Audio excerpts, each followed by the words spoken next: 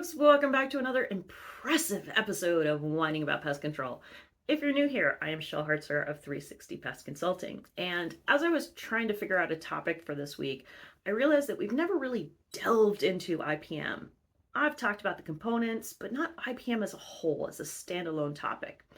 That means I'm whining about integrated pest management and some of the realities behind it. I'm drinking Capital Zinfandel because I haven't had a good Zin in a while and I wanted one, so cheers. That'll do.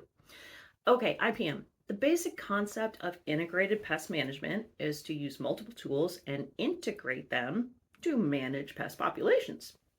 Pretty simple.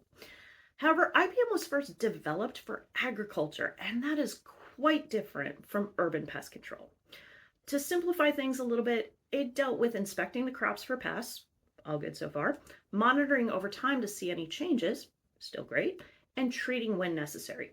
Cool, right? Here's where it goes a bit wonky.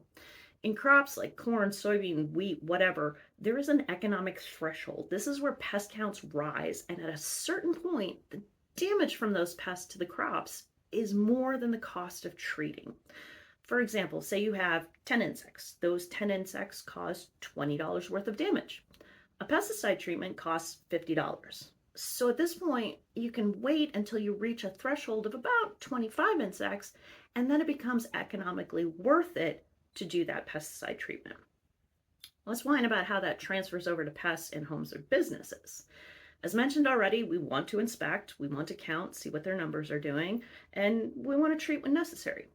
However, what's the threshold for having pests? How many bed bugs are people okay with having in their bedroom? How many cockroaches are okay to have in a restaurant? How many rodents are acceptable in a hospital? In most cases, our threshold for urban pest is 0. That means it's a yes-no scenario. Are there pests? Yes. Okay, we treat. No pest? Okay, we focus on other preventative measures.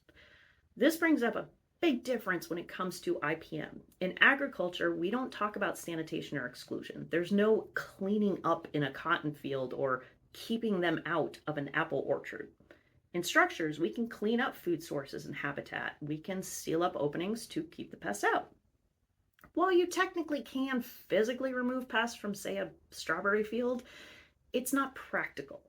In structures, however, it is much easier to vacuum up those pests or squish them or nicely remove them to the outside if you're a little bit squeamish. These non-pesticide methods of sanitation, exclusion, and physical control do work in our favor. Many people, however, think pesticides are bad and that they shouldn't be part of an IPM program. That is until they have a pest problem inside, and then they're all about using chemical warfare.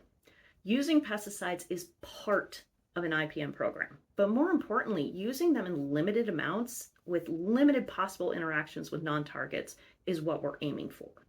We don't need to hose down the side of a house for lady beetles. We need to treat just around the potential entry points, windows, doors, where they may get in. We don't have to paint the floors and the walls of a kitchen for cockroaches. We need to put bait in key areas near where they're going to be hiding. The main components of an IPM program for urban pests are identify, clean up, exclude, physically remove, monitor, and treat. A, B, C, D. Nice little thing there.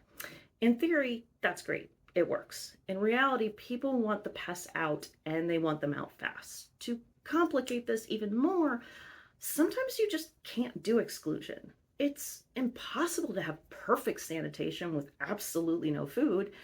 And while it's important to monitor, customers are not willing to wait a few weeks for us to figure out what's going on. To keep people safe, we often have to treat first, ask questions later.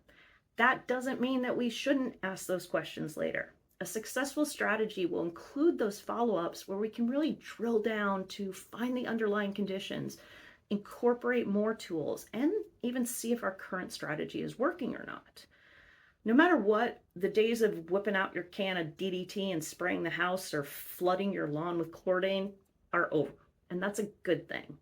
Pest control pros have that knowledge and the experience to work within this messy IPM system and still provide pretty good outcomes.